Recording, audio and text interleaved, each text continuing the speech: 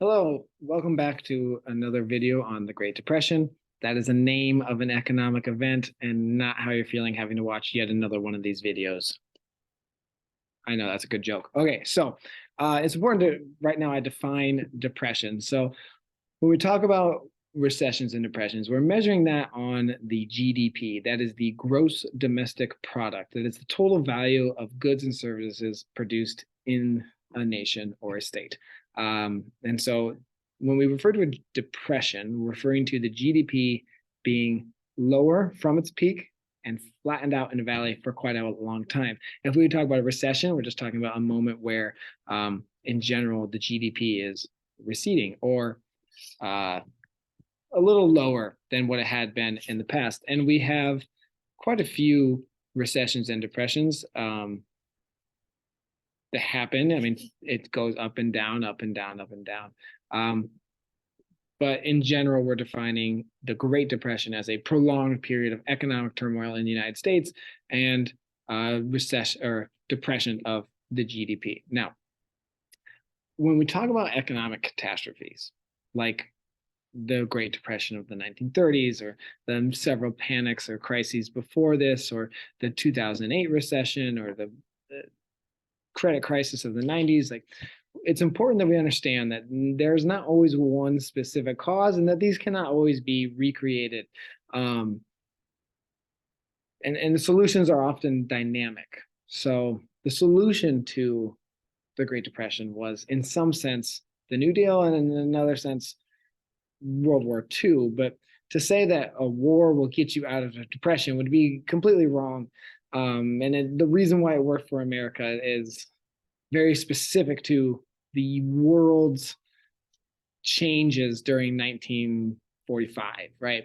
And so a lot of people are going to try to use modern day politics or in the 1930s to inform modern day politics, which is okay to some extent, but we got to be careful of understanding the specific economic context in each of these things. So having said that, let's get started onto what caused the Great Depression in the 1930s.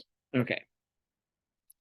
One of the causes we have just discussed in the last video, and that is the stock market crash. Now, the stock market crash, like I said in the last video, is more of a symptom of the economic conditions and the overextension of banks and credit than it is really a cause in and of itself. But maybe the bank crisis and the farm crisis could have been not as severe had the stock market not crashed. So that is one of the causes. Now, another cause is the bank crisis.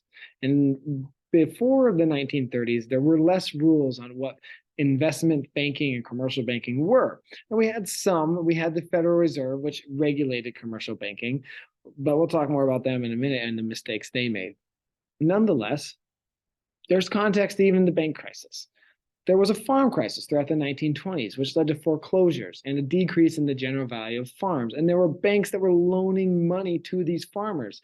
And normally when a bank forecloses, they can just sell the property and the underlying assets and make their money back. But in this case, the underlying assets weren't worth as much as the outstanding loans. So the banks are losing money through the farm crisis. Then the banks are trying to make that money back. And then to do that, they engage in stock market speculation. Banks don't just hold your money. They use your money to invest it. Now, in the modern day, because of the Great Depression and the rules that we create afterwards, banks can no longer invest your money unless it is specifically an investment bank. Your money just goes to give mortgages to people in your community and other loans of that nature, business loans. But in this time, banks didn't have rules. So people put their money in the bank could go invest that in the stock market speculation. And that's what they were doing. They were loaning money to speculators, and they had about $6 billion in money out to speculators. And when the stock market crashed, they lose that money too. So banks aren't making their money back. And this is where fear takes over because the banks don't have the money. And so people are looking like they know the banks are losing money and they want to make sure they get their money out of the bank before the bank closes. So they go and ask for their money back, but the money's gone. So the bank only has so much of your actual money in cash and holdings. So they give the money out. The bank runs continue, panic continues, and the bank closes. And if you were a person who had put your money in a bank, not even in the stock market. Put your money in the bank, and the bank closes, your money is gone. Before the Great Depression, there was no safety like we have today for investment in a bank, in a savings account. This is why a lot of maybe your grandparents or great grandparents stuff money in their mattress or behind a picture frame, and don't tell anyone about it because they don't trust the banks because of what happened when they were young. So the banks lose money. Now this creates deflation because there's not as much money. They can't loan money. So even if they wanted to stimulate the economy, they couldn't because there's no money left. The banks are closing, people are panicking, everyone's holding on to their cash, and no one's buying anything. Okay, so the bank crisis was caused by the farm crisis and exacerbated by the stock market crash, creates panic. And when people aren't behaving rationally, economies don't work, no matter what system you're using. All right, so we have the bank crisis. We also have, preceding the bank crisis, an unequal distribution of wealth. Wealth was being overly concentrated at the top. And when we have consumerism of the 20s, you have a bunch of people buying and buying and buying and buying and buying and buying and buying. But at some point, everyone's bought enough radios. At some point, everyone's bought an automobile. How do you extend your sales? When you have Apple, the iPhone, they have two ways of doing this. One, when the first iPhones came out, they were only for rich people. Only it was a status symbol. You spent way too much money on the phone. The flip phone worked just as good. What are you doing while you're buying a smartphone? And then it became more available to the point it is ubiquitous. Everyone has an iPhone now, or Galaxy, if you're one of those people. Anyway, so people have an iPhone, but now iPhone phases out their products, so you have to continue buying because otherwise they would lose their sales, and they keep innovating and innovating and innovating. But what was happening in the 20s was the people who could afford these goods bought it, but then the farmers and other workers who still had not been receiving good wages since the Gilded Age couldn't continue the pattern of sales. So either the upper middle class families of urban areas had to continue their buying, or these needed to be made more available for farmers to purchase. But because farmers and low-income families had no money, the purchasing had to stop, which leads to the next problem. The purchasing couldn't continue. Not by those people, okay? Because they were overextended on credit. Again, I got these backwards in the notes here, but they're buying the goods on credit. So for a while, they sustained their incredible growth through buying things on credit. But at some point, they have to pay that back, which means they have no money for future payments and new goods. So these businesses needed to innovate. They needed to create new products that people could afford. But instead, they kept producing the same products that no one could buy. They've overinvested in things that people aren't going to buy anymore, instead of investing in wages, and growth stops. And to compound that, people are buying things on credit. They can no longer afford to purchase new goods. And this creates what we call the cyclical effect. You have all these factors: the farm crisis, the bank crisis, the stock market crash, the credit crisis, and the overproduction of goods and the unequal distribution of wealth. All of these things are working together to stop economic growth. So an example would be auto sales. If the auto sales decrease, the industries around the auto industry also sell less. And then all of these industries are reducing workers. And that means the people have less money. And if people have less money, they purchase less. And that means sales decrease. And that means industry declines. And that means people have less money. And that means they buy less. And that means sales decrease. And so on and so forth. Now, there's only one solution to this specific economic problem, and that is the money in the economy. But the bank crisis and the stock market crash have taken money out of the economy.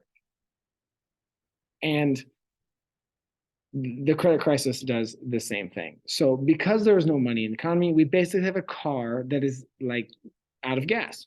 And you need to prime that engine with gasoline. But that's not what's going to happen. In response to the overbuying consumer culture, many Americans, economists of the time, thought that the problem, rightfully so, was overextending on credit. So they were trying to reduce sales, and they're trying to protect their industry. And they were doing this in two ways.